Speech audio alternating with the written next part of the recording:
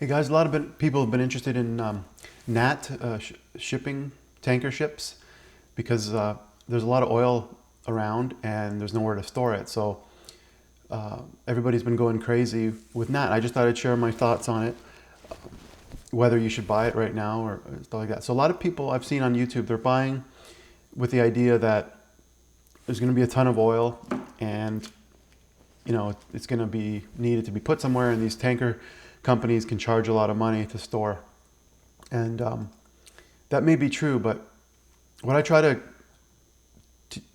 talk about and explain my philosophy is I just look at the charts. Like, there's a lot of stories out there, like why did this go down, why did that go up, and speculation as well. And what I'm doing right now is just looking at the chart, and I'll show you a couple things and just give you some of my thoughts. So one is, you can see the rise here. I like to use these charts. I use TC2000.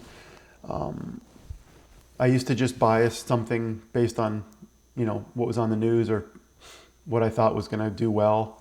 I didn't really see where the stock was at in terms of its chart, so I think it's been really helpful.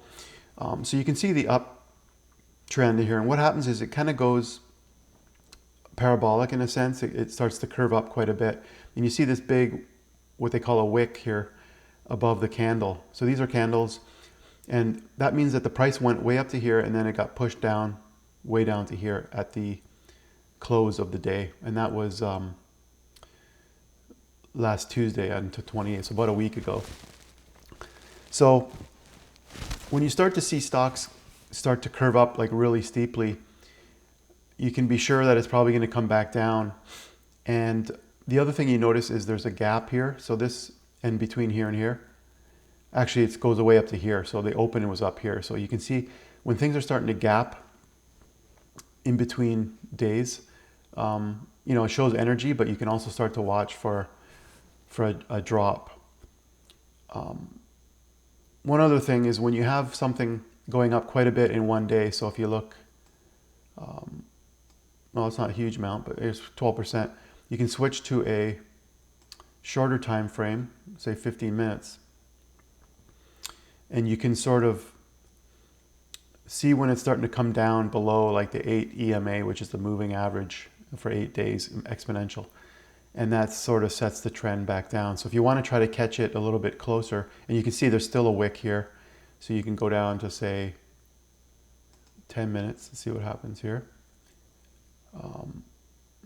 And so you could switch to a fairly short time frame on a day when you're getting a big spike in the morning. What I'll try to do is on the 28th here is you could almost go down shorter and shorter and try to get out near the top, and then you can always buy back in. But on a daily basis, you can look at the charts. And what I also wanted to talk about is, if you see it come down like this and you see some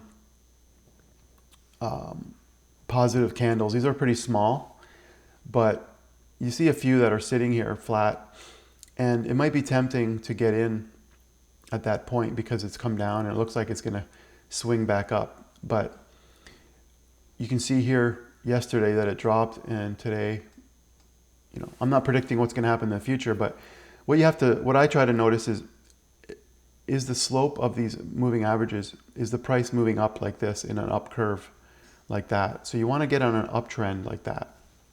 There's other indicators like down here.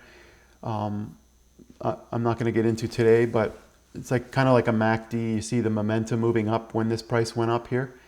And this is the stochastic. So you also see an increase upward slope of the stochastics.